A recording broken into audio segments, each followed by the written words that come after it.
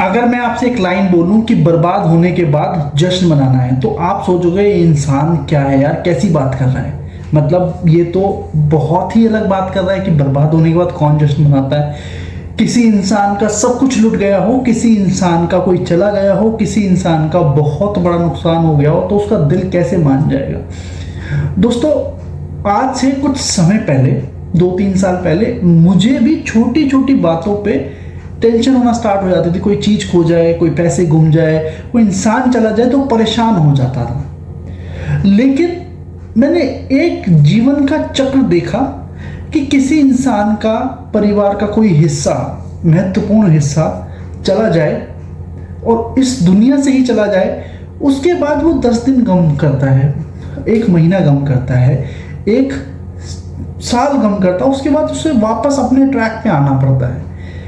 किसी इंसान की फैक्ट्री जल जाए, उसमें 10 दिन, 20 दिन, महीना भर का वो नुकसान का अपने माइंड पर प्रेशर बना लेता है, लेकिन उसके बाद वो फिर ट्रैक पे आता है। तो ये जो ड्यूरेशन होती है 1 महीने की, 1 साल की, ये क्या है?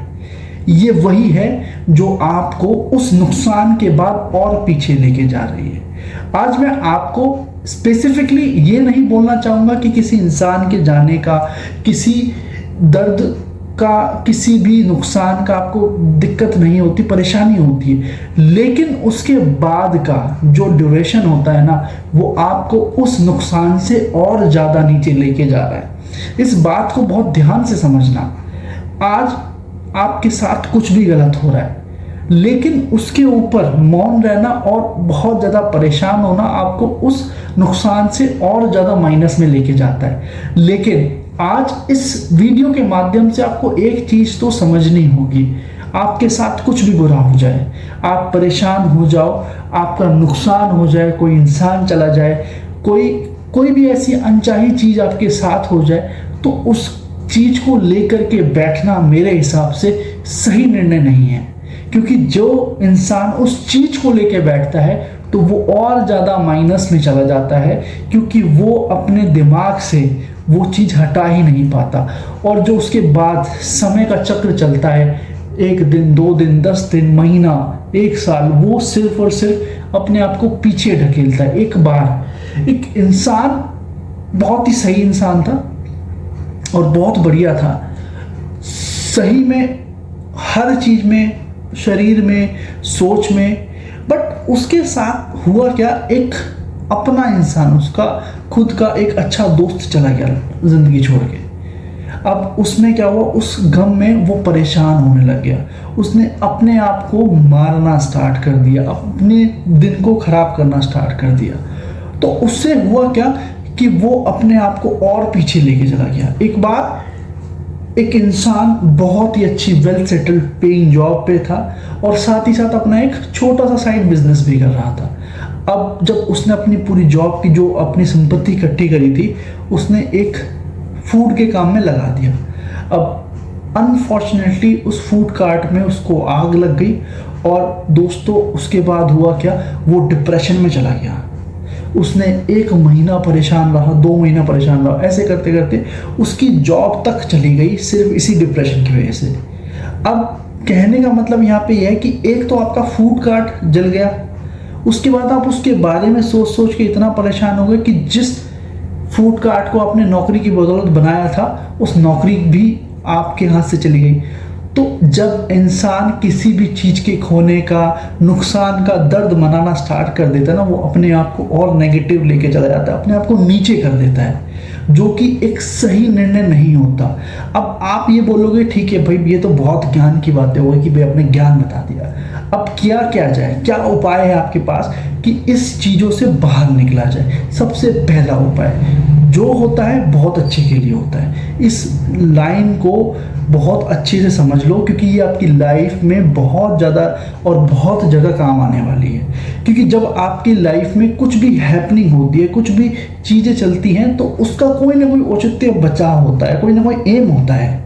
और जब आप एक अच्छे लेवल पे पहुंच जाते हो और अपने आप को पीछे मुड़ करके देखते हो, तो आप बोलते हो कि ये अच्छा बुरा हुआ मेरे साथ कि मेरे साथ फिर ये हुआ और मैं आज यहाँ पे हूँ।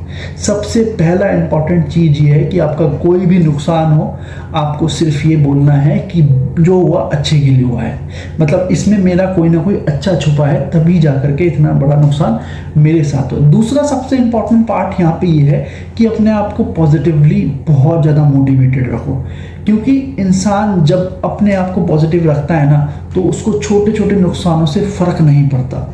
धीरे धीरे करके वो अपने आप को इतना पॉजिटिवली मोटिवेटेड कर देता है ना, उसकी लाइफ एक पॉजिटिव पाथवे पे चलना स्टार्ट हो जाता है, क्योंकि वो नेगेटिव लोगों को बिल्कुल दूर कर देता है। और इसी साथ में अपने आप के साथ जब भी कोई ऐसी परेशानी हो, ऐसी घटना हो, तो थोड़ा सा नुकसान आपको और करना और ऐसी जगह चले जाना जहाँ पे आपको अच्छा फील हो, पहाड़ों में, ऐसी जगह झरनों में जहाँ पे आपका मन को शांति मिले।